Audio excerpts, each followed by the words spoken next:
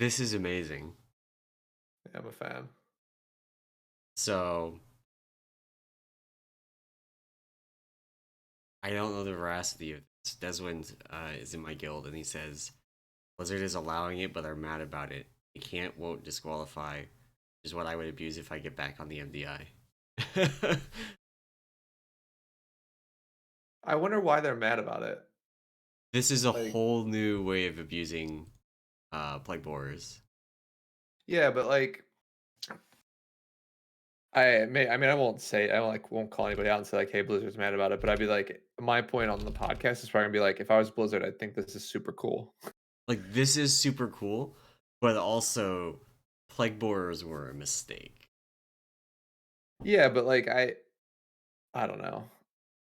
It doesn't hurt, and like, I don't. It's so weird. Like, it doesn't hurt anything. It doesn't change the way you do the like, you know what I mean? I Like, you can mean, it still. definitely does change the way you do the Well, dungeon. sorry, what I meant is like, it doesn't. It doesn't like you don't have to do this to complete the dungeon, right? Like it's only going to Correct, yeah. affect the edge, like the edge cases. So like, what's the problem, right? I guess that's my point. Is like, what's the problem with the edge cases being edge cases, right? Yeah, like So I think this is super neat. And hi for anybody watching. We are definitely talking about Echo's Plagueborer strategy right now. oh yeah, sorry, I I forgot haven't we're even done the live. intro yet. Uh, but holy shit, this is probably like you know, we've seen the evolution of Plagueborer strats over the course of this tier, where it started out being like, people would use the Plagueborers against Yeah, the packs that were next to the Plagueborers. And then that evolved into, okay, well, now you pull the entire dungeon kind of around the Plagueborers and you skip the mini boss so that you get a continuous spawn of Plagueborers and you just drag them into things as far as is practical. And then we saw um the uh strat where what's it called? Cyclone the Plagueborer so that it doesn't die to its own explosion, and they just take that one Plagueborer and they just use it to kill everything. yeah, And now we're seeing, so this is the triumphant return of snapping. Snapping has not really been a thing in Shadowlands keys as far as I know. Like, I haven't really seen it in any of the push strats that we saw this weekend yeah. until No, now. This is ridiculous. it's amazing. Uh, I have now a stream pulled up right now, and they're just killing the final boss with plague, or the final second boss because they skipped it. They're killing the second boss with Plagueborers. It's what a game, man. This is amazing. I just wonder. Yeah, I don't know. Like, because they're not going to two chest it. It's still going to be a fast, time, but I'm wondering if they could go faster. I guess would be the question, right? Yeah. I mean, But so the thing about this is that when they try and do, like, I think from like a higher a meta perspective, what they need to do is not waste a key. Like, if they get 3/4 of a way through a key and then die, that's really bad for them. right, Um, but if they can do, since all of their damage is from the Plagueborers, right now they are at about 35 minutes into this key.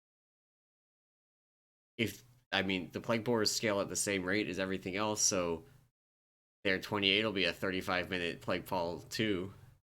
that's true. That's true. Yeah, the damage by those things does sort of scale with the key level, which means yeah. I mean, they basically just have to continue to make up the difference as they move up, right? Like to keep it consistent. Yeah, See, they'll slow. Like, you're right. They'll slow. Like they're not going to lose minutes every time they go up a key level. They'll lose right, like 20, 30, like maybe 20 seconds or so, 30 seconds or so. right. Um, Um, yeah, that's it'll be. I mean, it's an interesting way to look at. Like, I now know why people were waiting on Plaguefall the entire time, and this is a really cool strat. So I hope Blizzard doesn't. I hope Blizzard doesn't nerf it I because mean, like Blizzard is it totally affects. nerfing that. Like, they're Oh, gonna it's do just something like so Plagueborers not dumb, putting the dude. entire group in combat is probably the easiest thing they can do. Well, just don't give the Plague Wars global combat, and you Yeah, and then basically that fix fixes the everything. snapping thing, but it leaves the other Plagueborer strats intact. If they want to fix the Plagueborers soloing the dungeon kind of thing, then they can remove the infinite spawn from the mini boss and just be like, he summons like 10 to get those 10 to you. Which sounds toxic to me because that means that if you ever screw one up, that's it. Well, Done. it's even more like they should literally just remove their ability to do damage to other mobs. I don't think this dungeon is doable, honestly. Trash in there Well, I mean, has. like it's do like so it's doable on a 15. Yeah, okay, yeah, it's doable on the So 15 of like that, certainly, it's because I well, don't. it would have to be yeah, it would have to be doable on a 20 in 9-1. So as long as it's doable on a 20 in 9-1 without the use of them, like I don't think like if Blizzard really cares as much as they do about this, like just take out the damage. I mean, it's stupid in general, but whatever. Blizzard does dumbass things, so All right. sorry. Well, hi everyone, and welcome to episode 70 of the Pika Serenity podcast. I am one of your hosts, emallson, and as always, I am joined by my co-host Anomoly. Hello. And this week, we stand the Plagueborers because holy shit, it's Plaguefall Day in the Great Push, and Echo is showing the world how it is done. I'm not going to be mad if you go and you pull up Now's stream or the Warcraft stream instead of watching us, because that is some impressive bullshit that they are pulling off. Oh yeah. Yeah, it Uh, looks yeah, it's amazing. I love it. but speaking of the Great Push, that's so today is day 3 of that. Is it, or is it day 2? I think It's day 3. it's It's day day 3. 3. Um, Yeah. what do you think? Yeah, I love it. So I've had a it's funny, I was talking to some of my friends about it on Friday. So day 1 was Friday, day 2 was Saturday yesterday, and I'm recording this Sunday, so it's the final day. And everybody nobody liked it day 1. Day 1 was boring. It was like just people doing keys, it was sort of whatever. And Mhm. I made the comment that it's very much like Mythic for World First, the World First race for like Mythic raids, where like literally up until Friday, even Saturday of the first week, nothing matters Yeah, because guilds are they're going through killing their bosses 1 through 8 and not on 9 and 10 yet. exactly. There's no drama. It's not exciting. But I was like, you hit you hit day 2 was a little interesting. There was some interesting things. It was like, all right, when are we going to see this plague fall? Like, when are we going to get that Yeah, going? And then now today is like the final day, which I think is really cool. So I think it's a really cool format. I think so. Here's where I think that so I like it. So as a person who played, let me collect my thoughts. But as a person who plays World of Warcraft, I enjoy it because I understand what's going on. yeah. Like, I understand the concepts. I can see it. They have like the 3 or 4 viewpoints normally always going on from the different teams that are running it. Really cool to see where teams are. And individuals as well are We're streaming streaming. with comms. So like I had Now stream up because I wanted the tank POV, but Hmm. like Fragments had his stream up when he was doing the Plagueborer stuff just 10 minutes ago, Yeah. and stuff like that. So you can totally go and watch people if you just want to see like, okay, I want to hear their comms, I want to see on. But then the commentary is actually, I think, a lot better for this than for the MDI, because the MDI is, I don't know, it seems a lot more one dimensional than this has been. Yeah, there's like not a lot going on, and I think the other problem is there's only 2 teams to watch. In general, there's only 1 team to watch in MDI, right? Like Yeah, even though 2 teams are racing each other, it's up until like the first mistake, and then and then they it's focus over. on the team that's in the lead, right? So yeah, no, I think there's a lot of more to discuss from a strategy perspective, and I think it's cool if you sort of are into World of Warcraft. If you know nothing about World of Warcraft, this is the most confusing thing you will ever watch. Like there's just the idea is like you don't really like there's so much going on because like so and the reason I say this is my dad came over yesterday and Okay, I okay. had this on the TV and I was like he was like what's going on? I was like well I was like there's like a bunch of teams they're trying to do these dungeons as high as they can, they get points if they do it the highest, and like he's like I have no freaking clue what like I don't he's like so they're racing. I was like yeah it's like 6 teams, and like it took me literally like It's 30 minutes more before I got to the like, point. it's really more like golf in that, like, in golf you're not racing, although golf you're usually not doing it simultaneous either. Yeah. But you're going hole by hole in a tournament setting, at least as far as I know. I don't watch that much golf. Um, Yeah. and you're competing to get it in the lowest number of hits. Or Right. so that's really what they're doing here, except instead of lowest number of hits, it's highest key level.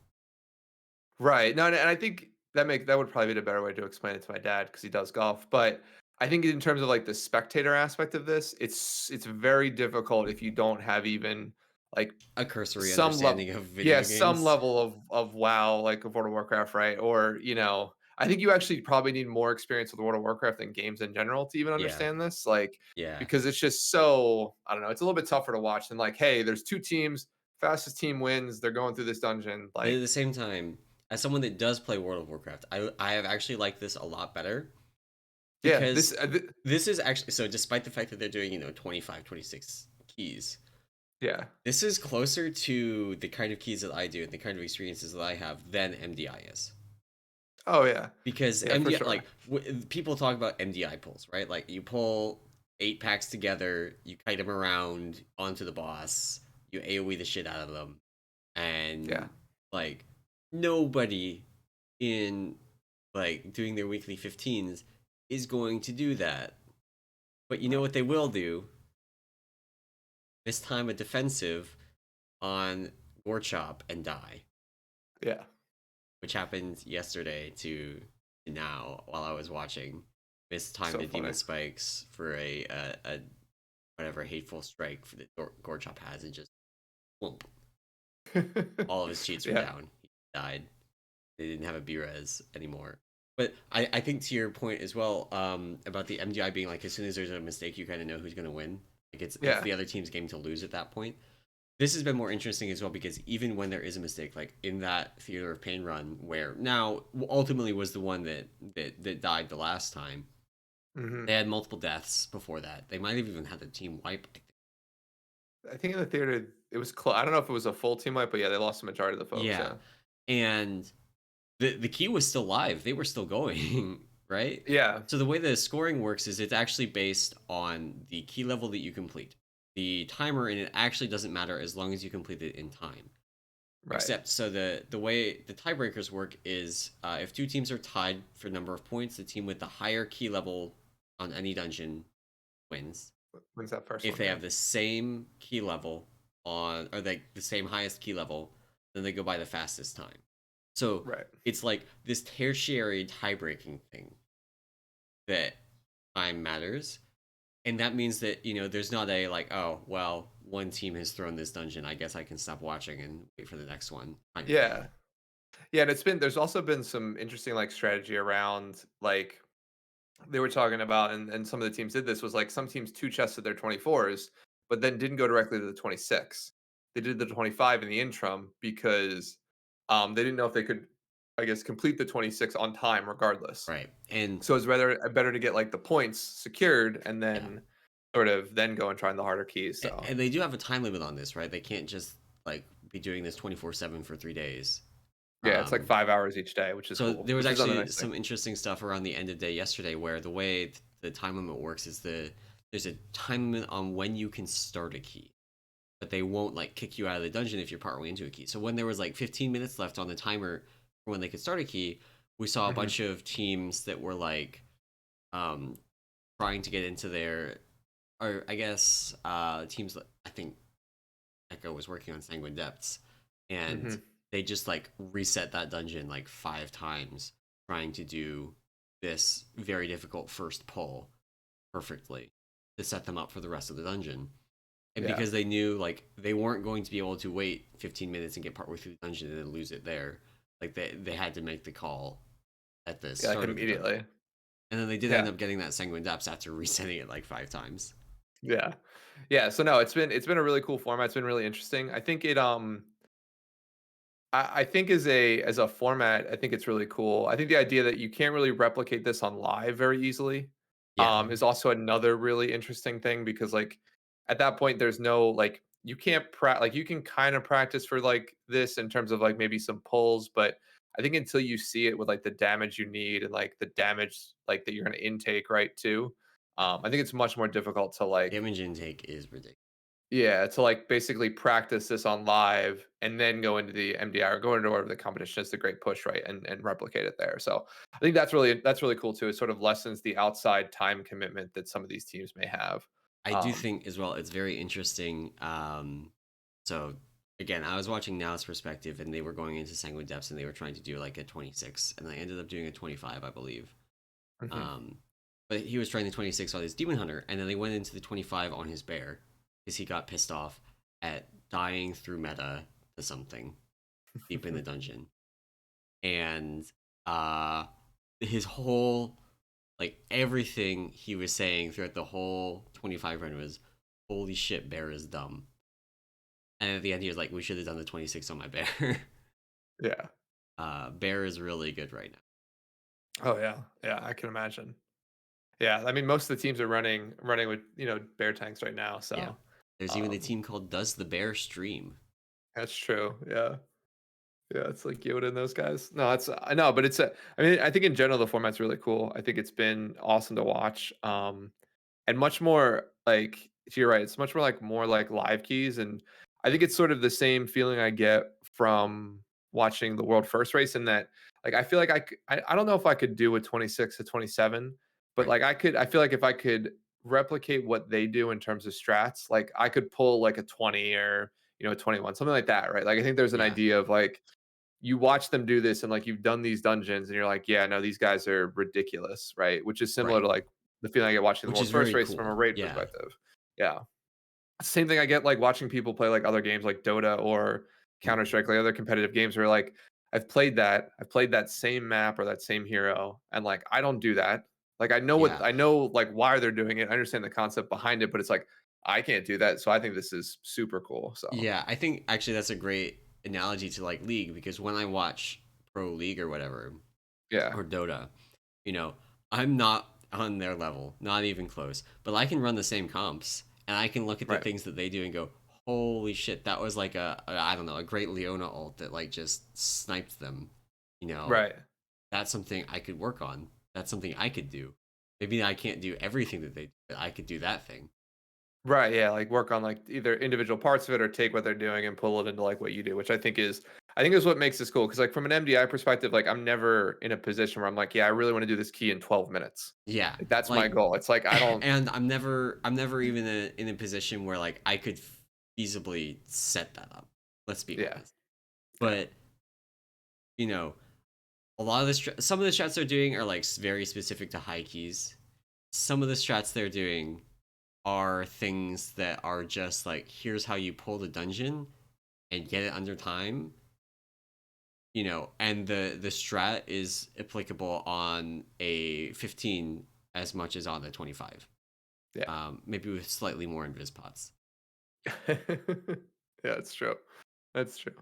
So yeah, so no, it's been a cool competition. It's been a cool format. I hope they keep it up. I mean, I I like think this better making than this like MDI.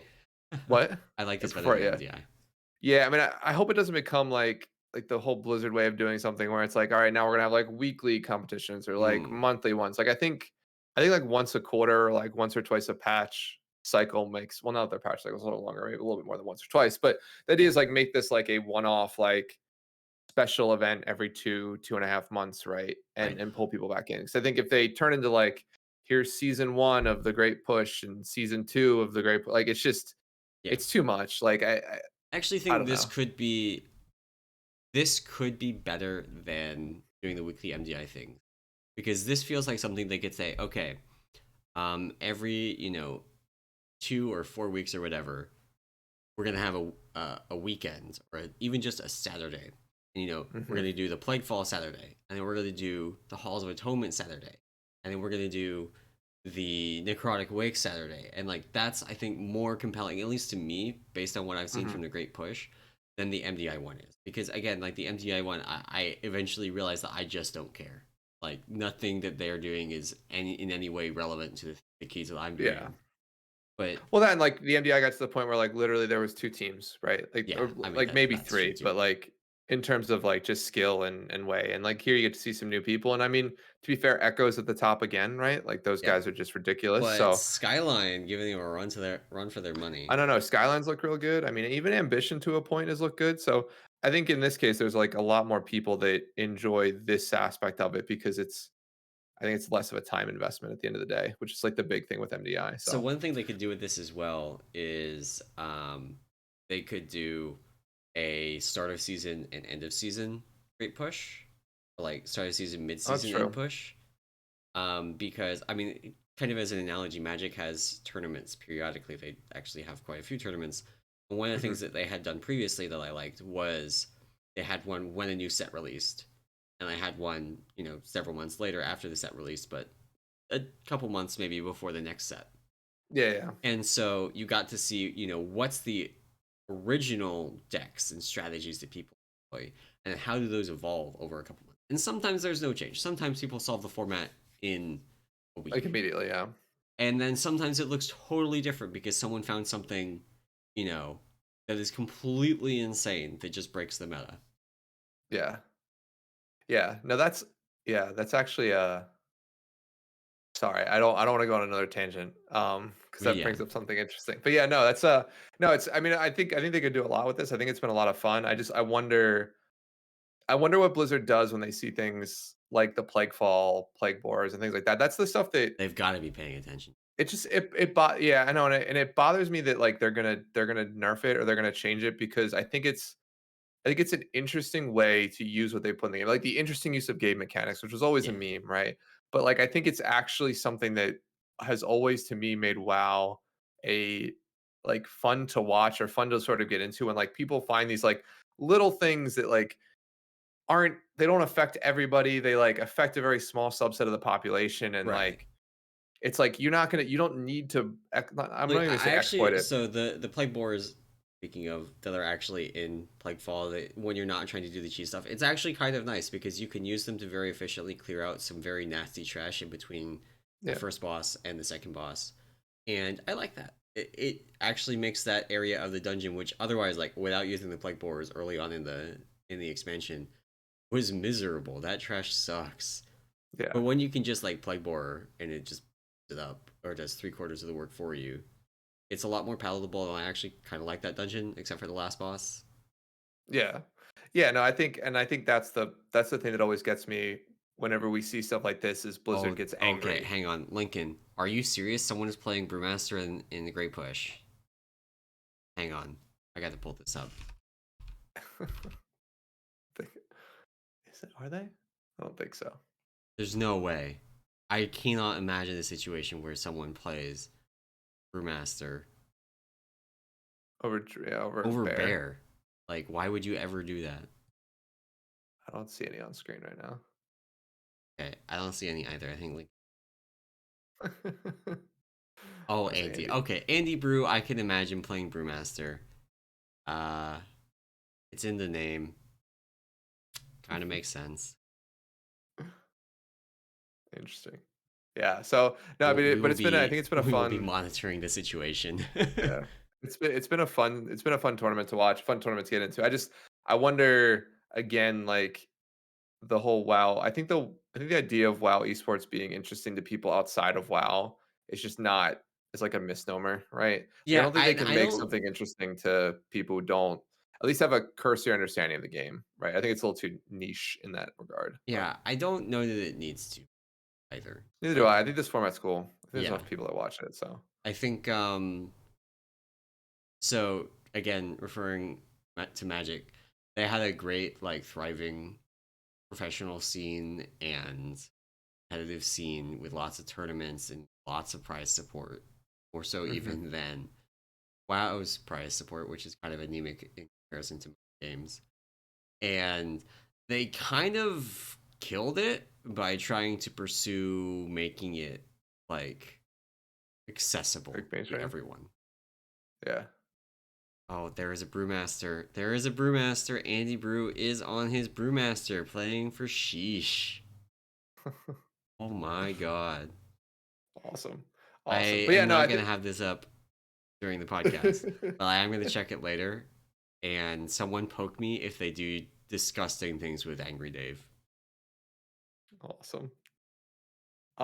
But yeah, so I think I mean, yeah, I think that you're right. I don't think it has to be some sort of like like mainstream esport thing. So, which is why I hope they don't sort of change anything about it, the format, right? I think it's cool. I think they leave it in there. They don't make it a weekly thing. They make it maybe like once, like to your Yeah. point, once or twice a season, maybe early on to see like what people do early on, what they think is possible, and then Yeah. later on, sort of like a mid or end of season thing following the seasonal affix. I think would be Yeah. cool. So One more thing about it being kind of accessible to a broader audience. League of Legends and Dota were not originally accessible to a broader audience either. They are actually very like deep and complex games that are not very easy to see what's going on if you don't know the format. But yeah, the only after half a decade of MOBA games existing and like a huge number of players having played MOBAs, now they are considered reasonably accessible. And some of that is because of improvements on the casting front. Where like they had, I don't know if they still do this, but they had the noob stream and then like a, sure. a like classic, I don't know, original traditional stream. Where the noob stream was like, here's the commentary to explain the game to new people, and the other one was explaining to the game to experience or like casting for experienced players. Right. But Yeah. also just like as the if it becomes a bigger thing, people will teach other people how to understand. Yeah. No, I think that's yeah. I don't know. I think maybe I think the problem is the basic concept of Dota and League is pretty simple, right? It's like two teams of 5 players, and you're trying to kill the big building at the end, Yeah, right? And like you everybody try to take controls their one castle. player. Yeah, so I think like from a concept perspective, yeah, like the heroes do certain things, they do crazy things, and that sort of is where the deep, even items come into play, right? All that sort of stuff adds to the mastery, like the Right. sort of the nuance of the game and the deep understanding of it, right? But I think at a basic level, a lot of those are just easy to understand from like a general concept perspective. Like it's two teams. Like Counter Strike is very similar, even easier to understand, even though there is a lot of Depth. like economy and other stuff like that sort of happens in games like that. So like Valorant now is very similar. So yeah, I know we'll see. I mean, hopefully it just becomes a thing they do and not something they try and push, right? Like it's Yeah. like, hey, once a season, twice a season, we do this cool, great Seriously. push thing.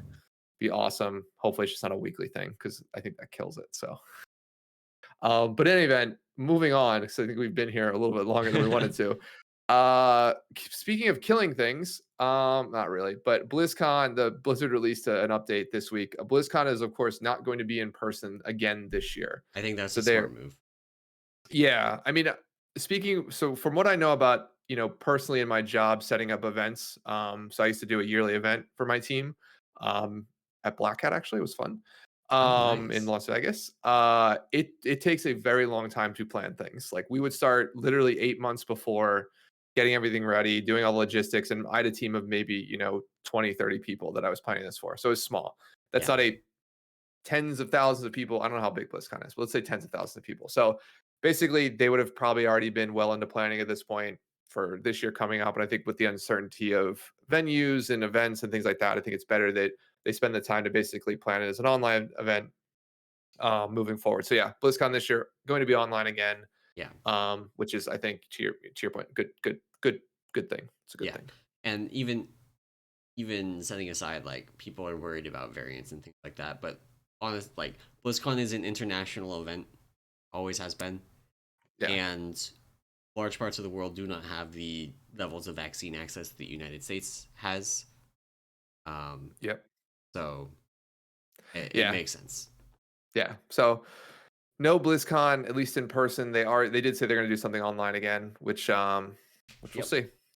To be fair, I haven't been to BlizzCon, so whether it's online or in person, it's literally the exact same thing for me. I sit in my Same. house and Although watch the I videos. had been planning to go to BlizzCon to see a bunch of friends last year. I guess Gotcha. it's no longer last year. Um, that obviously didn't happen. It's not going to be Hmm. happening this year. So fingers crossed for next. Yeah, we'll see. I hopefully, yeah, in that would be what 2022. Hopefully they do it. So, um, all right. Now, other in news, and this I don't know if this falls under like beta stuff or sorry PTR stuff or not, but they did. There was a bunch of data mining that went on with some of the new or the new Mythic Plus affix for next year or for next season. Sorry, essentially.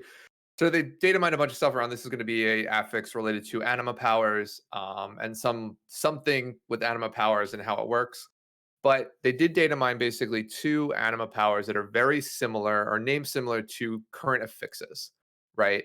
So Yeah. they had one that was around the Anthem of Necrotic Wounding, which basically did like physical damage to your target and reduces their healing absorption effects, very much like Necrotic, only it was an Anima power. Right. They also had a different one that was, I think, like exploding, or sorry, no, volcanic. Volcanic. Yeah. Yeah.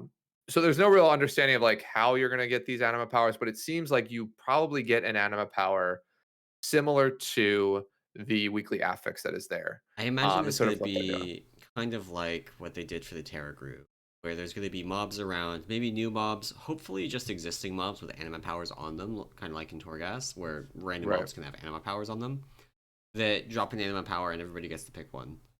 And then maybe from week to week, which exact mobs have the anima powers rotates, Hmm. and that might affect your route, or maybe it won't. Yeah, I'm wondering Depends if on how good they, they are. yeah, either that or if they do something like the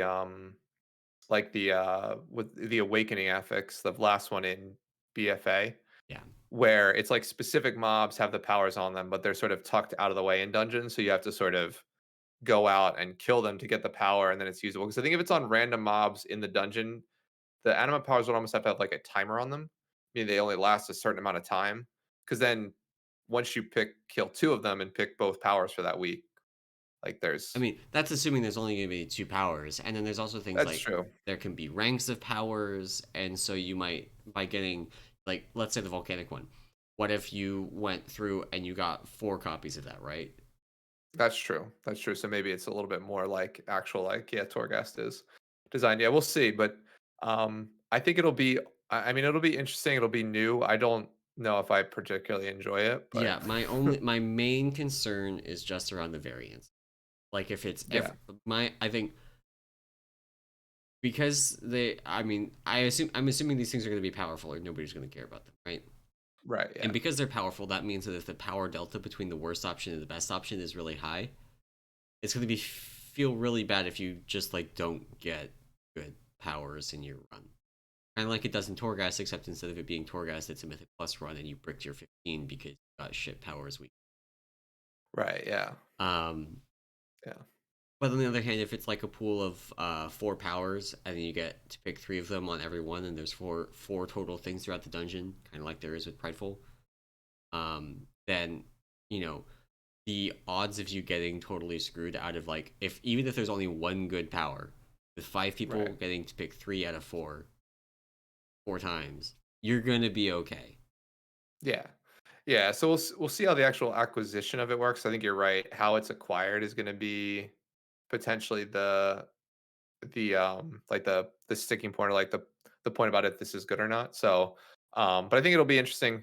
The powers will probably I think they if they can do some cool stuff with powers, it'll be fun to add stuff to the dungeons, right? Yeah, They seem to be very DPS focused. I think probably they should be. yeah. But yeah, it'll be fun to see. Maybe we get a little corrosive dosage, maybe some class specific ones. Mm, No. No way. unlikely. Yeah, no way. Definitely But not corrosive dosage. If they put corrosive dosage in, the meta comp for high keys 5 months. yeah, of some capacity, yeah. Because I Yeah. don't think So any class has a singular anima power that is as busted as corrosive. yeah, no, They it's have pretty combinations ridiculous. that are, but a singular power not on that level. Yeah. No, yeah. So it'll be fun. It'll be interesting to see how this one plays out. In terms of the actual like Mythic Plus, how this affix works itself out. So but it seems to be not as bad as like Beguiling was or whatever. What was it? Yeah. The I first mean, a lot of Infested. the issues with beguiling. Okay, infested is a whole other matter. Infested, we won't talk about infested because we'll be here forever. Beguiling, a lot of beguiling's problem was a combination of the mobs being extremely impactful, all downside, like just strictly downside. Yeah. And then having really frustrating things like the spell reflect one being a little bit buggy sometimes, where it would like sometimes it would take like I would ring a piece it out, it would get bounced out, it would start walking back in, it would get bounced out again, and it would just like walk partway through the ring and then get bounced into us, and the entire group would explode Yeah. because the spell reflect went off on everyone. Um, but then Oh, and then also magic auto attack. That was fun. Oh yeah, yeah. Uh, But I yeah, think so it's very unlikely they do that again. so I mean, it'll be cool to see how these powers work. What's the negative downside of them, if there is one, right? I think the Or if the negative fun, downside is probably that you have to warp your route around getting yeah, more than like a potentially, couple of them. yeah. Or the best part, what if it was this? Is that we don't get these anima powers, It gives them but the to the mobs mobs. get these anima powers. Oh man.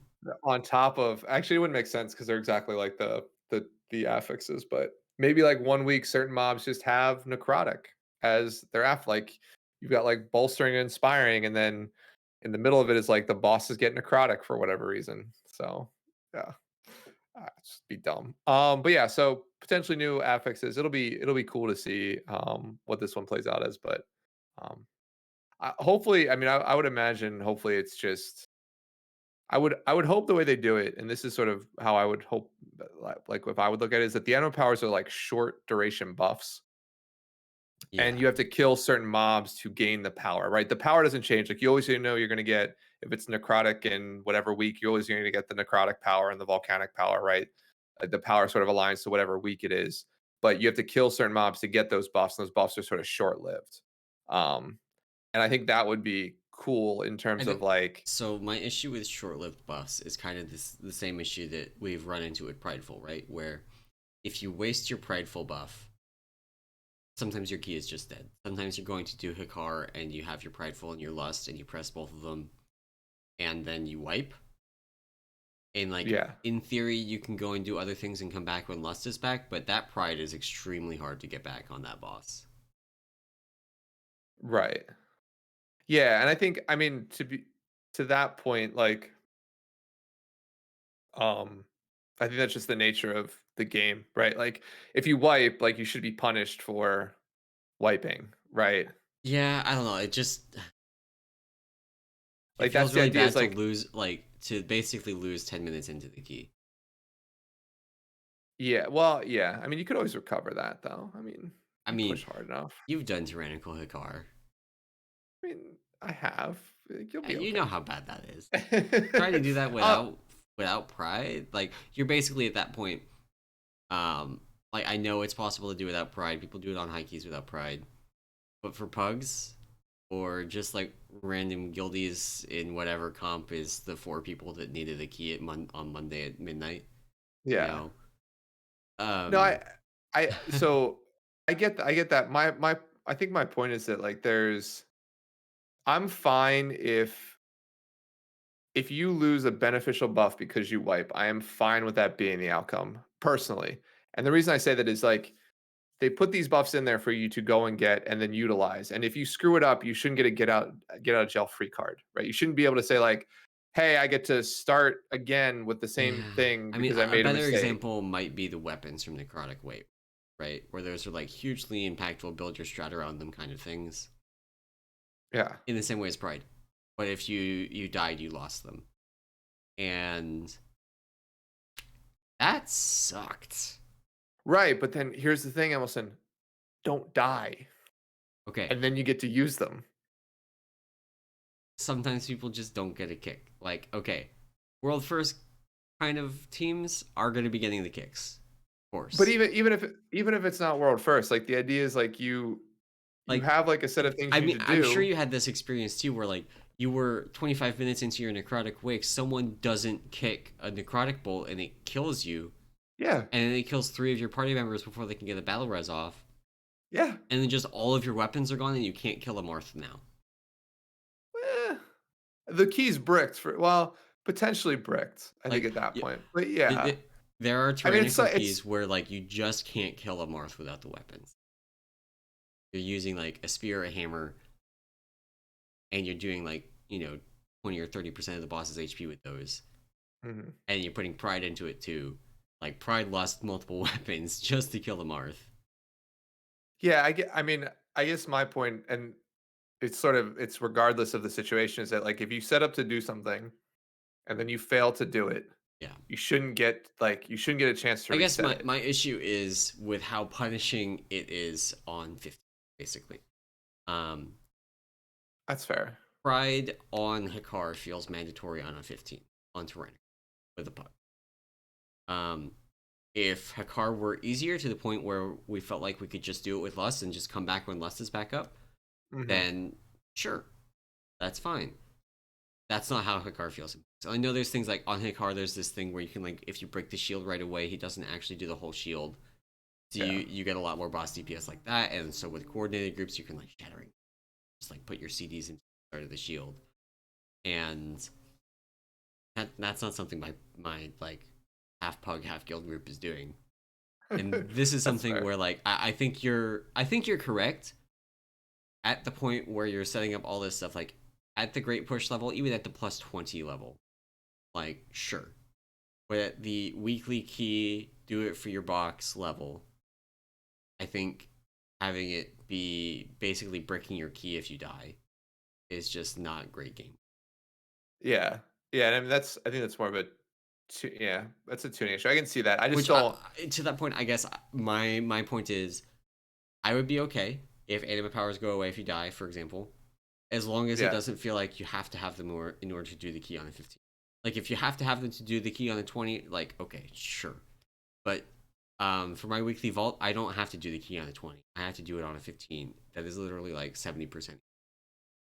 Right, but oh, we're down a rabbit hole. We should probably move on. We But should my probably only move point to on. that, just real quick, is that like if they're giving you a something to complete the dungeon and you don't use it effectively, you should not be able to complete the dungeon, right? Yeah. Like the idea, the So same I guess the same it's thing all is about like, degrees, well, right? Like if one person dies and your key is bricked, I think that's really bad. It's another thing entirely if like the entire group wipes and then your key is bricked. I'm more okay with that. But if like right, that's a random person dies to a missed kick or something like that, and then your key is dead, that feels really bad. I don't like that. It's something that I feel is a little bit more acceptable when you're doing keys that just at a base level require higher execution. right. Um, but doing the weekly 15s, I feel like losing a random person probably shouldn't break your key unless it's at like a really critical moment. Like if you're on the last boss and you lose your healer and you don't have a battle res because your healer was the battle res, Yeah, um, and that breaks your key, like that is feels bad, but also don't die on the boss. yeah, The bosses are a that's little fair. bit more tightly controlled environments, kind of thing. But then, like, if a random DPS dies partway through your key and your key is bricked because they had the spear, that sucks. Yeah, no, I see both sides of it. That's fair. That's fair. So. Oh man.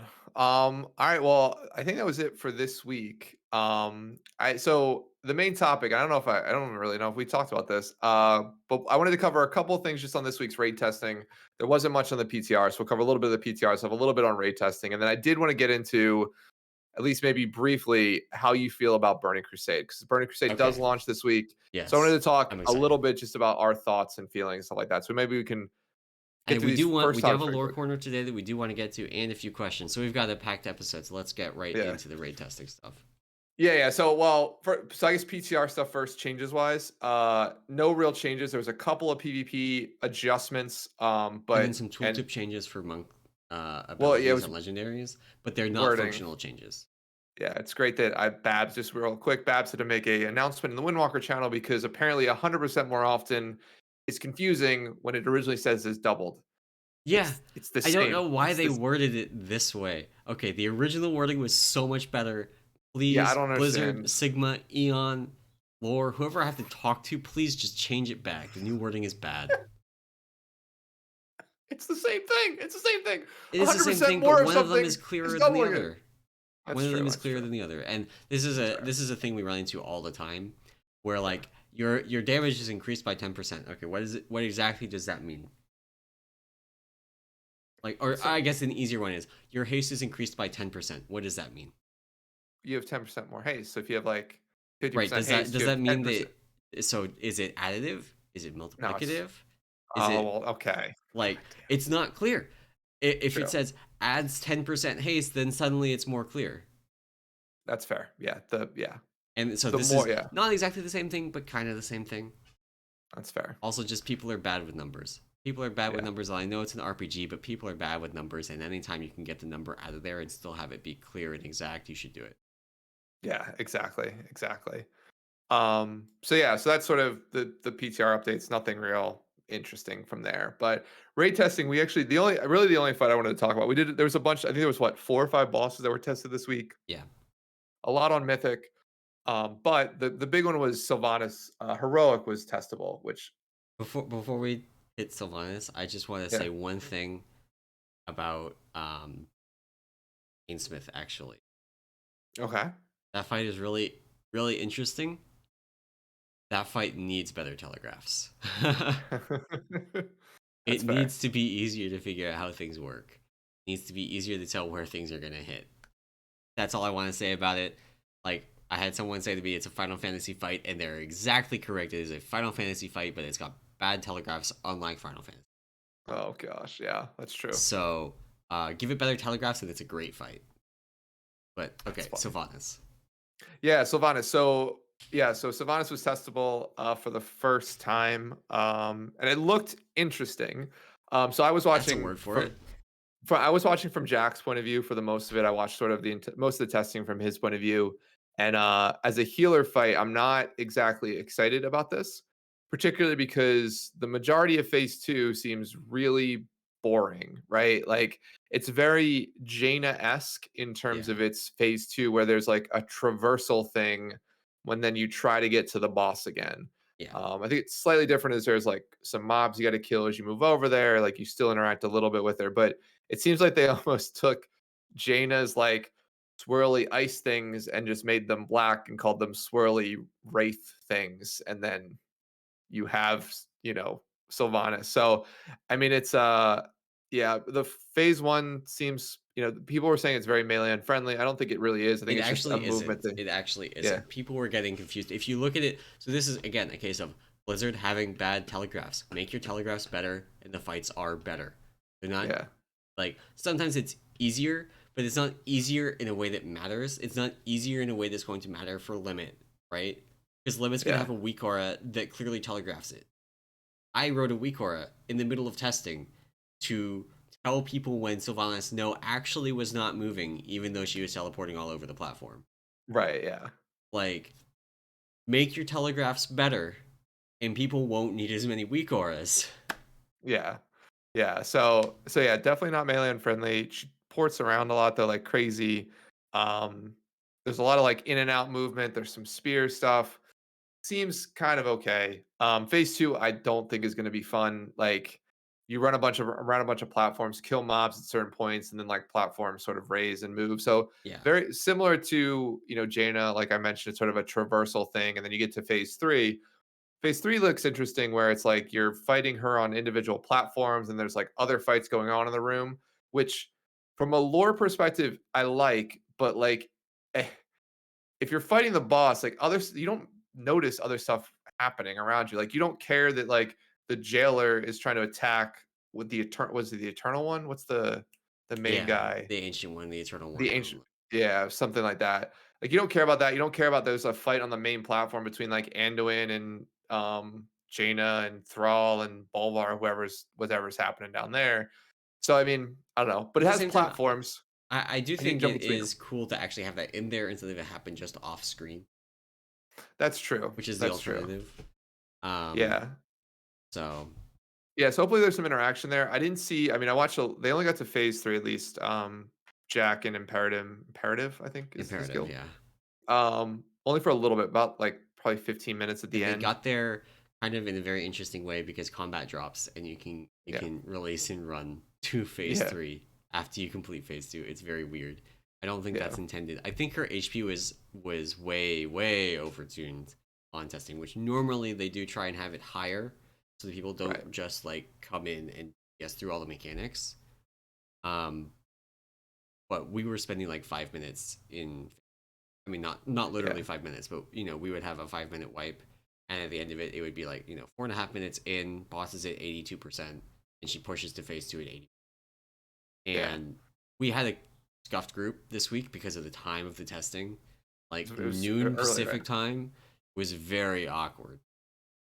Yeah. Um, Very so early. we did not have a great group for it. But yeah, I mean, phase one I think is actually fine. People are freaking out about it being anti melee, but what they really need to freak out about being anti melee is phase two. From the little bit that I saw of it, um, but Yeah. phase one is going to completely define the tank right now. Like if it goes unchanged, it completely redefines the tank. Because of Oh, really? how her tank mechanic works. So basically, she gets stacks of this thing. I don't remember what it's Mhm. called, but at 3 stacks, she replaces an auto attack with this like rapid fire thing. It does split shadow and physical damage. Mhm. And she can gain more than 3 stacks. It's not instant. So like there are points where she's got, 6 stacks, 9 stacks, and can do it multiple times in a row. She Oh, can okay. also continues gaining stacks while other things are happening. So she might do one of the mechanics where she actually does teleport away and then do the tech mechanic. And because it's ranged and you can't control positioning or anything like that, she will do her tank thing on the tank from a long distance away. And that means that, for example, Death Knights can't Death Strike in the middle of it. If she's Oh, on true. top of them, then they can Death Strike in the middle of it and be fine. But if she's not in melee, they can't Death Strike. And, like, I guess you hit IBF and hope for the best. Yeah. Interesting. Interesting. I also ran into situations where I literally had shuffle expire while I was running out. I was doing the, which side note, please get like don't give us literally half the raid with tank runs out to reduce damage on the raid mechanics. That's kind of not. There's like I five. would rather just have a tank debuff. Give me a taunt debuff, please. It's the new Soak Garrus. It's the tank runs away with debuff, whatever, Yeah. Dankdom, Sanctum. Um.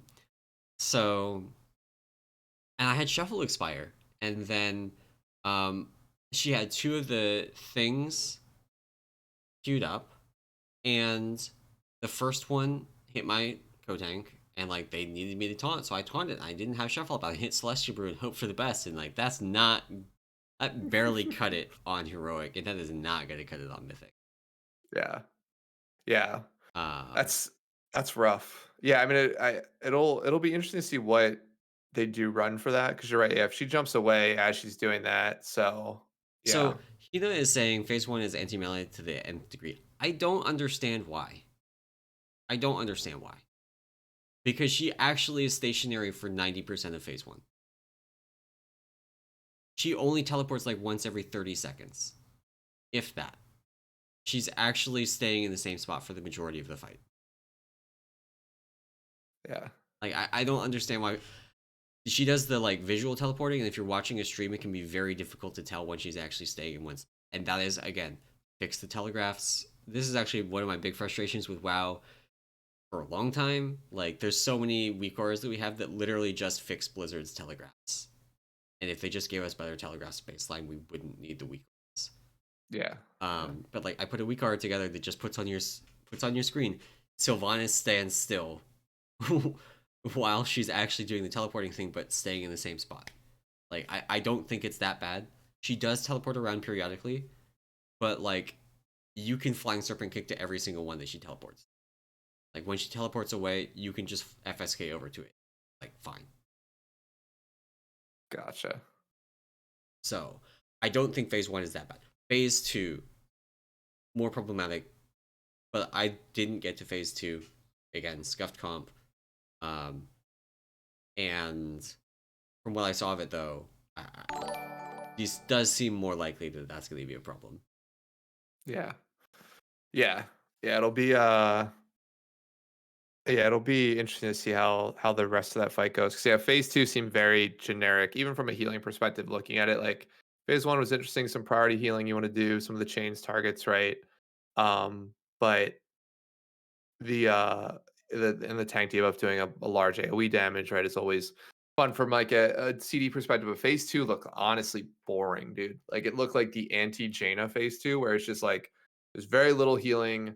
You don't like, you maybe watch your feet a little bit, right? But, like, Yeah, in general, it's just, like, you just wanna sort of get through it slowly but surely. So, um, yeah, I mean, I don't know. I watched a little bit of phase 3. Phase 3 seemed cool. I mean, there was I platforms. actually haven't You looked at. jump Yeah, there's like 4 platforms around the center of that area, right? And you sort of fight excuse me, you fight Jane on each one. I think it's timer based where you have to do enough damage to her before the platform gets destroyed, and then you jump to the next one.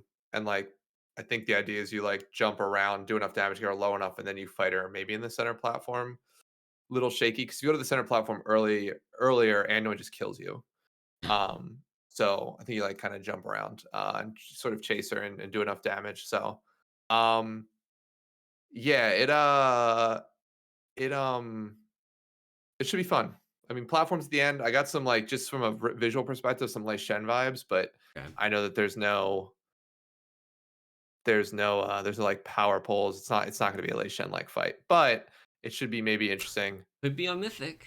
You never know. It could be. I mean, the platforms might do something interesting each one. That would be cool. God, reusing mechanics. I wonder if platforms isn't the same as like dropping down holes, right? That's a No, it's different not. sort of because like if you change elevation, that's instantly a great fight. So, which in Jaina you do. I don't know if you realize you jump off the boat, so instantly a great fight. Jane is not a Uh, great fight. Jane is a broken fight. no, but it'll be fun. I mean, it seemed like they put a lot of work into it. I just hope phase two gets somewhat more interesting. Yeah, 'Cause I think that's gonna break the fight for me. I think phase one in particular, just like again, they really, really need to fix the telegraphs for when she's teleporting around. Very Hmm. confusing. Even if you have the weak aura, it just becomes a thing where instead of looking at the fight, you're looking at your weak auras to tell on, and that's just a failure of design. Yeah, Um, yeah, yeah. Which is like I don't know. It's something that I think somebody made the point of like they've basically put in certain mechanics just from a lore perspective versus from a fight perspective, yeah, and that never seems and to work I out. think if So they change the animation on Windrunner in particular, the thing where she does a lot of teleporting around, yeah. I think that she that mechanic is actually totally fine if they just change the animation and she stands still and there's like shadow. She teleports. Shadow Sylvanas is like Yeah, that'd be cool. Yeah. that fits the mechanic and also is not visually confusing.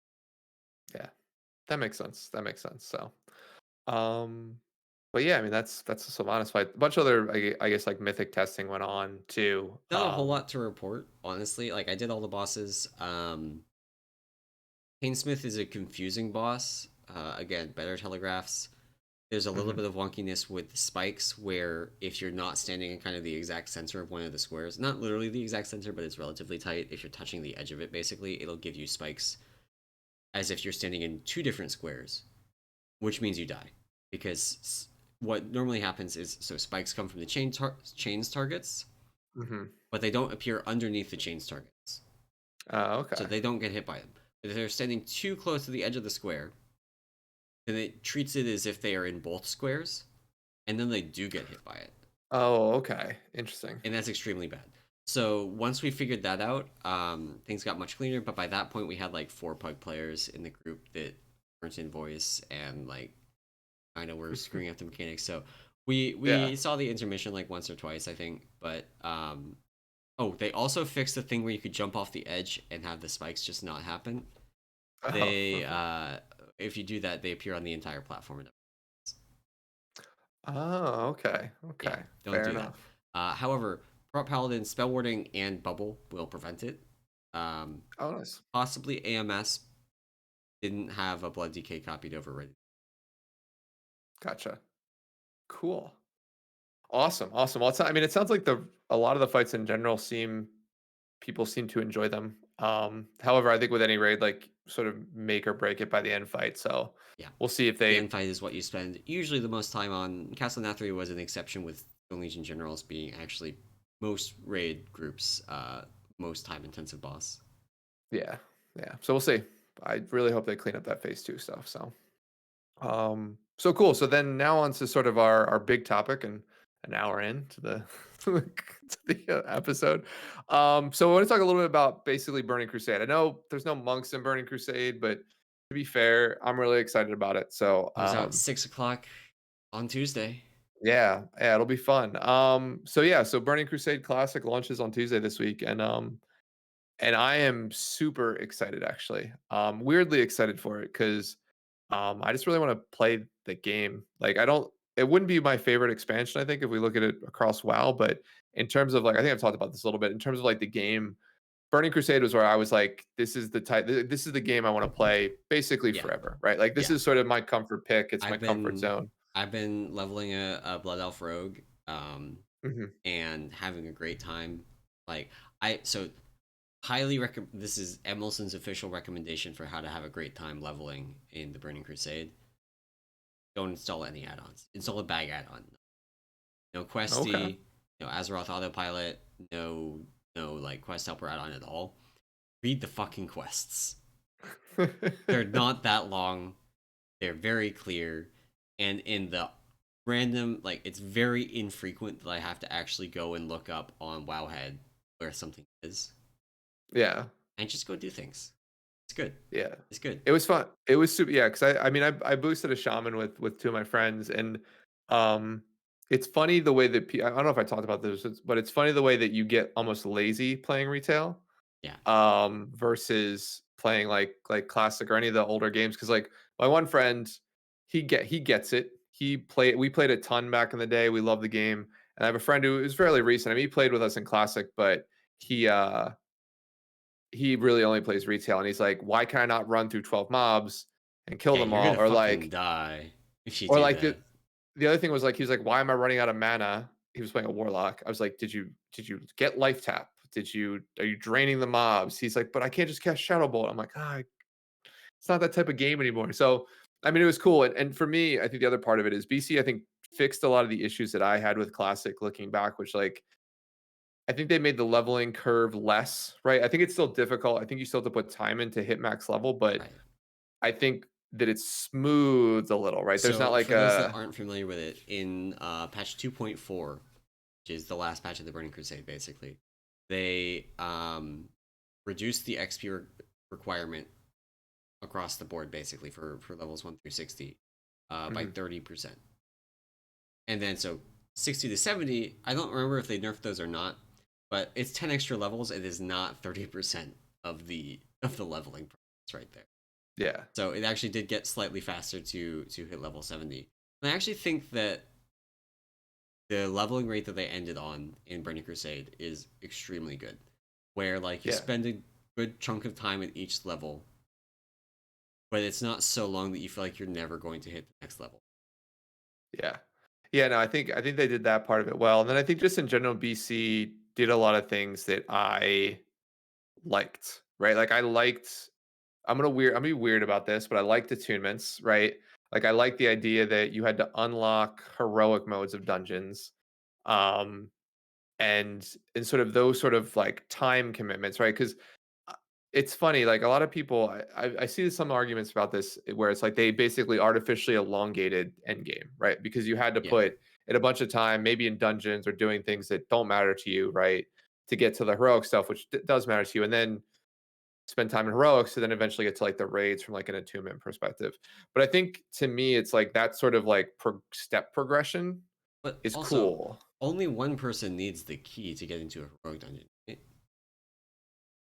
No, You need, everybody needs the key. Oh, okay. It's been a long yeah. time. Same with attunements to raids. Like if you I want to knew go for to raids Kara, then everybody needed the yeah, attunement, but I thought it was yeah, for dungeons only one person. Maybe I'm just no, thinking of the like I did Sethek calls a bajillion times for Enzu back in the day yeah, because I was a druid and druids were the ones that could get you your Enzu. So I played a lot of Sethek calls. yeah, yeah. So I mean, that was the So I thought that was cool, and that's sort of like BC will be fun from like a time perspective. It sucks. It's just a lot of time. Like I get that, but I think in terms of like the game, like the way the game was designed as a whole, I think was really cool. Yeah, Um, I think Burning Crusade for me is not a game about the end game, and that yeah, is when I was playing Burning Crusade. I like the only end game content I did was heroic dungeon Karazhan. That's it. I didn't do anything, gotcha. any 25 mans, none of that. Um, like the only thing I did on Sunwell Plateau was go and do whatever the dungeon there is called. I can't remember it now. Magister's Terrace. Magister's Terrace, yeah. Uh, we had half a decade to get them out from there. Uh, but yeah, this is still the era of WoW where it was not designed solely around the end game. like Right. other kinds of content like leveling were treated as actual parts of the game instead of like a speed bump. Yeah. Yeah, which I'm excited. I think for me, like I have like personal goals I want to accomplish, which aren't like racing to the end, right? Like I Yeah. think it's like I want to I want to go back through and I want to do things differently because I played Warlock through almost all of BC right at the time. And I think I'm gonna do it this time as a shaman, particularly a Yeah. healer.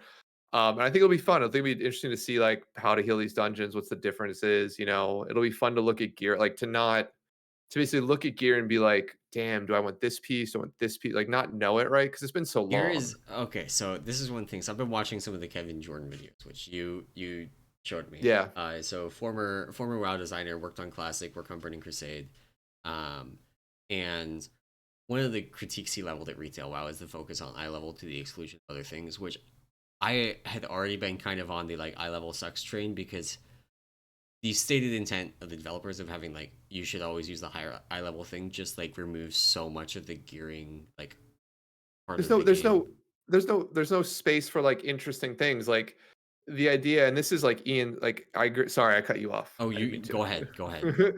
No, but I think the idea that like to Ian's point, like Ian made the point one, and I agree to an extent of this, which is like Ian made the point of saying like if you get an item that is higher item level, you should equip it. It should just be underlie should be better. Underlying should be better. Like there shouldn't be some sort of convoluted Yeah, extra tool or system you have to use to say is this actually better or not. yeah. I think Which that. I Oh, kind okay. of agree with that. Like I kind of agree with that point. At the same time, to your point, it removes the choice. Like it's Yeah, like I just need to get the 233 weapon. I don't give a I think crap what's on it, I right? think that he's got the right intent, which is that you shouldn't need an external tool, and I agree with that. I think SimCraft is bad for the game. It's extremely useful. I'm still going to contribute to it. I think it's bad for the game. Yeah. Um, Eye level is the wrong solution to the problem of SimCraft existing. Yeah. Like Yeah. people, I should be able to pen and paper figure out which item is better. Like I got a PhD in maths basically, uh, and I should be able to pen and paper take it out, run the numbers, figure out which item is better. I cannot do that in retail. I can do that in Yeah. classic. Yeah. Yeah, which and even then, like I would almost state that like knowing what is quote unquote better, like is almost I think I mean maybe the game, maybe just the world's in a different state, right? We're much more connected than we were at BC. Like from just like in general, people, are gonna post things, they're gonna put together, hey, here's your best in slot list and stuff like that. Right. But I think to me it's still the other side of retail is that there's not a lot of gear, Yeah. right? I think that's the thing is like there is there's not a lot of gear and you get a lot of gear. So like the idea is like there's not a ton of dungeons to run, so you're not going to see a bunch of items there. And also entry level rating is so easy that like dungeons generally don't matter that much, right? Yeah. Outside of There's also the trinkets. thing that like I've been leveling a priest this weekend on Mhm. retail, and um, I have I think 4 copies of the same weapon, just at different eye levels from throughout the leveling process. Like I got the eye level 98 one from when I was level 50. I've got the eye level 114 from when I was 52. Then I got the eye level 122 from when I was 56, and now I've got the eye level 134 for being level 58. And it's like, if you want me to care about items again, this is not how you do it. Yeah. Yeah. So I mean I think that's the one cool thing about this is like there's a bunch of cool items again to rediscover in terms of like dungeon stuff and then like the raids and then also like gems are back. I think gems were really cool. I think you figured out which one's the best anyway. Like there's a way to do that, but the Yeah, I idea did. of like slotting colored gems into your gear is just Yeah, but fun. then that adds an extra dimension of like, yes, you can just throw SimCraft at it, but like, or SimCraft doesn't exist in Burning Crusade, but you know what I mean. You can throw a spreadsheet Yeah. at it, um, but it adds this extra dimension of, is this like, you have to think about your gear? Is this thing actually an upgrade because it means I have to break my meta? You Yeah. know, Do I have enough gems for like my meta gem? Yeah. Yeah. Which is so I again like that's colored like why'd they get rid of that? I don't know. because it was complicated, because it was complicated. Yeah. That's ultimately it. Yeah. So I mean, I think yeah, I don't know. I'm interested about that. I mean, like from a from just a fun perspective, going back through, sort of slowly doing it. Like I have no desire to rush this. Like Yeah. this will probably be something that I do. That's why my rogue is level 25. Like I said, no quest add-ons, just go and play the Yeah, game. Like I'm planning to take some time this afternoon and level fishing to get some items so I can continue leveling alchemy.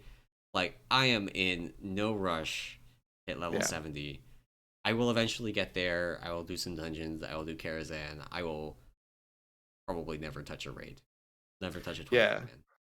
So that's the only issue for me. Is like the one goal is I would like to kill Kale again. Like for me, that's What like server are you on? I'm on Azure Song. Oh, I went with like Tally's guild has a kid okay. started Yeah, I guild was with gonna like a say because bunch. I know a guy, uh, but he's on Herod, so Gotcha. yeah. Yeah, no, yeah. I mean, Which I think I'm on a that's PvP server now. Oh my god, it that's feels something I didn't want to bad do. for Yeah, it. Or it's whatever. not something I was ready for to do PvP stuff. But yeah, so to kill Kale, I think is the one goal that I have, and then we'll see from there. But if I can do that, at least I'll consider BC a success for me. Because I don't know, that fight is still one of the like it's a fan service fight. It's not very difficult, but at the time it was so interesting in terms of like having to It move was so different mobs new. around. Like the weapons in the intermission were cool. Um, making sure like you equip something in the middle, and then like I'd like to make sure the macro was right on my shadow bolt so that I was still casting the staff every once in a while. I was responsible for attacking one of the like the caster mobs, so I had to make sure I got aggro on her and pulled her all the way to the back. And so there's a bunch of different things that would happen around it that I thought was so cool. So that fight, hopefully we get to do the room changes. So I don't know. Gosh. Yeah, I'm excited to try and do that like at level and then um but yeah, I think from there we'll see. But yeah, I'm super excited about BC. I think it's second, probably. I mean, if I had to actually rank them, probably my second favorite expansion, or even second favorite era of WoW to me, I'd say. So I would say BC is my favorite, and probably yeah. this because I didn't really play MOP. I didn't really play WAD. I didn't raid at all until Legion. So I Yeah. can't like. I've heard that the raids in MOP and WAD are amazing, and like great. I didn't do them. Yeah. Yeah. So probably my second would be Legion, which Yeah. I is mean, really where I Legion's got still really back good. into the game in a big way. And Yeah. like Legion's great, but Burning Crusade, like You I get don't remember if you flying. I don't know if you remember the way that leveling was at Legion launch, like pre 100. I guess pre WAD basically. You didn't need anything special to just one shot everything in your path. Yeah. Like I level the rogue, and you just like ambush stealth, ambush stealth, ambush stealth with quest greens. Yeah. It was bad. Yeah. Yeah, no, yeah, it was not good. Yeah, but I mean, yeah, it'll be fun to see how the rest of how BC sort of plays out, how where Blizzard takes it from here, right? Like, does Blizzard then go into Wrath? Which I mean, So I on wish that it. note, have you been on the classic era servers at all No, I'm since? not. Are they dead? I somewhat foolishly left my druid on classic era, and now I'm kind of regretting it. Although it's the wrong faction anyway, so I just buy the deluxe thing and get the boost and Yeah. use that on a horde side druid. That's what my friends are playing now. Um, but not a lot of people there. No. There's not a lot of people left. No, and I think And I mean, once they consolidate the classic era servers, I think it'll be a lot better because there's definitely I feel like enough people for there to be like 1 to 2 very strong high pop classic era servers. But yeah. right now, there's not like everybody's spread across the like 20 servers that they had. Yeah, and I think that was that was sort of my idea too, is that Yeah, like they would just be empty. Like people would just move on to the new thing. So yeah. um I kind of wanted which to sucks, finish but leveling on my druid in classic. And also, I knew that so it's a night elf druid, right? And we're playing horde in Burning Crusade with people from my guild. So even if I copied it to classic, it would be wrong server, or copied it to BC, it would be wrong server, wrong faction. yeah, so wouldn't be worth it anyway. Yeah, Yeah, that's true. Yeah, but cool. Yeah, I mean that's the BC stuff. It'll be fun to go back through it. Maybe we do another bear mount run, get some bear mounts going. So best mount in the game. So, um, but yeah, that is BC. So, any other things you wanted to cover for this week, or any other topics? Now, I'm excited Okay. for BC. I'm really excited for it. But then again, they basically released the part of the game that I wanted like 2 weeks ago. With Yeah, they like the released leveling. with pre-patch the Blood Elf starting area and and Draenei starting area. So Gotcha. yeah, Yeah.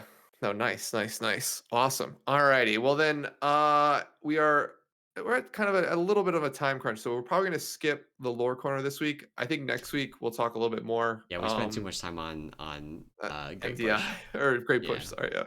Yeah, for sure. So we are going to just jump right into Q&A. As always, for question and answers, you can send your questions to emallson or myself. We will answer them on the show based about any topic. I would say that literally 95% of our questions are non-WoW related questions, and the trend sort of continues this week. But yeah, send us your questions. We'll answer them on the podcast. We'll give you a shout out in Discord because we love you. And yeah, we'll answer pretty much anything. We do have limits though. we do have Uh, limits. so first up, we have a question from Kate, and Kate asks, if you could be any monk in the Peak of Serenity, who would you be and why? And then for whatever reason, they put these sort of restrictions and say no Chen, Taryn, etc. Aranzu, yeah. So I don't know what that means because to be fair, I only know about Chen, Taryn, and Yeah, Lily. So me I'm too. screwed. So I guess I get to pick Lily. So Right? to be That's like, okay, who else can I pick? Yeah, I mean, so I will say that there actually, you know what? I don't know if this monk is not in the Peak of Serenity, but there is a monk quest giver in Jade Forest in Hmm. the main town there that gives you it's the quest where you basically he's the bartender and you drink with him and you pass out in one of the quests and like wake up and then all of a sudden there's a fight going on or something like that. Yeah, I want to be the bartender monk. Like that's who I want to be. that's a Just good getting all the choice. adventurers coming in. We'll drink. We'll have a good time. We'll talk about stuff. I don't know their name. I don't know if it's a guy or a girl. I don't know anything about that. But I want to be the bartender monk. Not in Okay. the Peak of Serenity. Literally, Kate. Sorry, I didn't even answer your question. Do you remember it's like the third boss in the monastery dungeon in Mop? Second or third boss.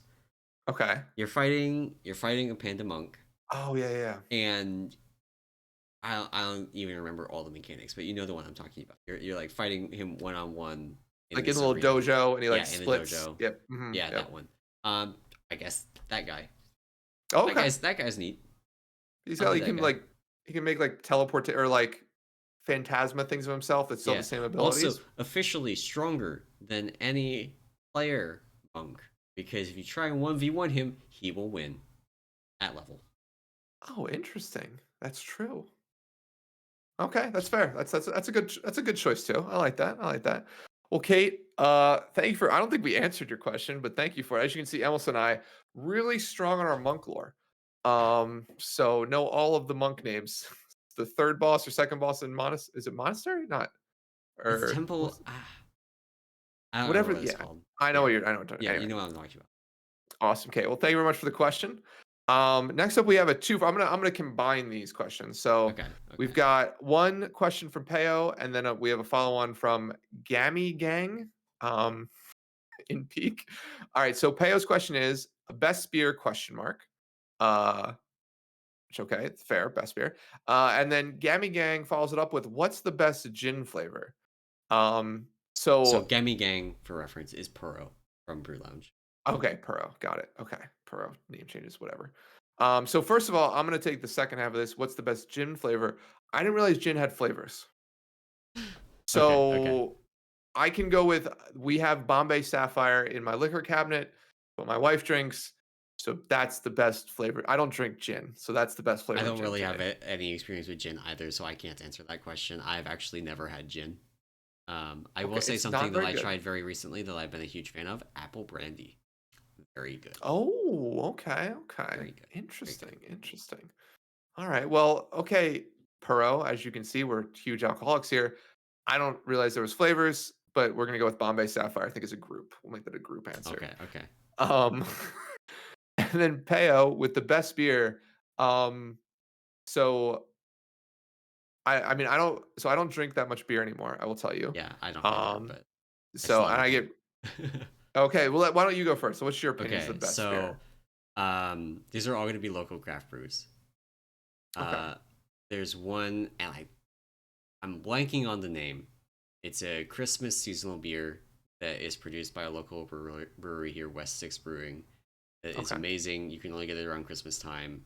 I love it, and I wish I had stocked up on a couple of six packs of it before it went out of season. Real unfortunate. It's like a dark chocolatey hazelnutty beer. Oh, hazelnut stout. Okay, That's what it is. Hazelnut stout. okay. Um, and then number two would be Cottonmouth from. Oh my god, it's a brewery in Gainesville, Florida. I don't remember. There's two breweries, and I can't remember which one it was, but it got discontinued because apparently it wasn't popular, Okay, which is okay. real sad because I loved it, and you can't get it Gotcha. anymore. Interesting.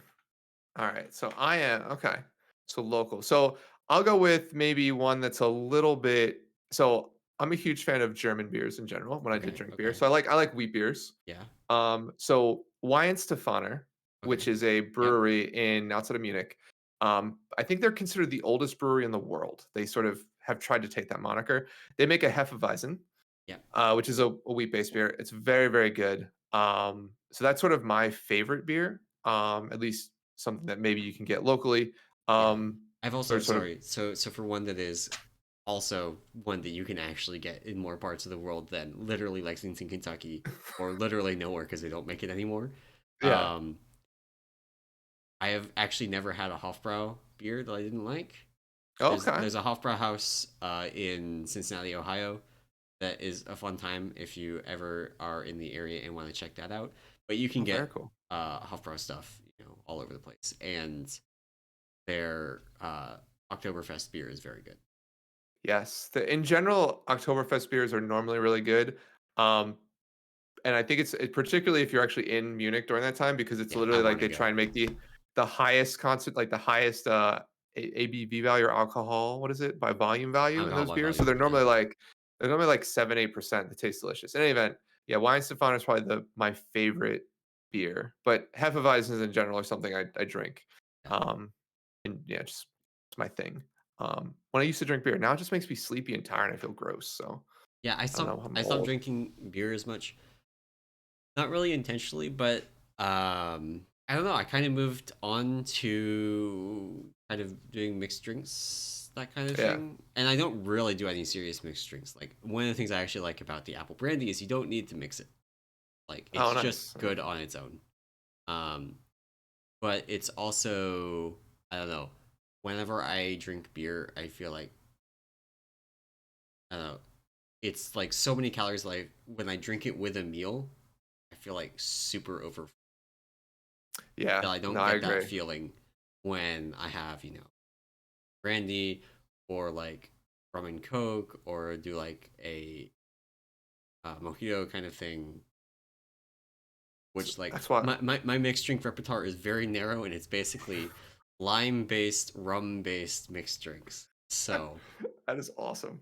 That's like me and like I don't yeah, I drink a lot of whiskey, but if I'm not doing that, it's literally high noons or White Claws. yeah, yeah, So like I'm no shame. I will drink a White Claw, I'll drink a High Noon, I'll drink those sort of like seltzery alcoholic things. Huge fan. yeah. Um, but cool. But Puro and Peo kind of rhymes. Thank you for the alcohol related questions today. And our final question of the day comes from our friend Abe Lito 75. They ask, if you had to be any mod in Peak, why would it be me? Okay, so first off, it would not be you. All right. Second off, But if I am a modern peak, so I already am Emallson not is you. a mod. Yeah, and I think the other thing is like I don't actually know who the mods in Peak are because I don't look down that far. I mean, it's when you're an admin Damn. and you're just up here in the clouds. Like you don't worry about what people digging in the dirt are doing, right? Like you're worrying about the sunrise coming up. So that's my answer to that. God, I just pissed off every mod in Peak. Damn. I'm just kidding. Oh man. I'm just kidding, Abbe. It was just a joke. I would definitely not want to be you though. Sounds awful. Everybody makes fun of Oh, you. that is true. People be nice. Please be nice to Abe. He does a lot of work for us. He does actually. He's a good dude. At the end of the day, I don't always like him, but he's a good dude. Well, you can say that about most people. It's, are you sure I'm like a cranky old man, Emallson? I don't like everybody. No, I'm saying that I don't think there's a single person that I would say I always like them. I always like you. I appreciate that. I'm not returning the favor. Oh God, fair enough.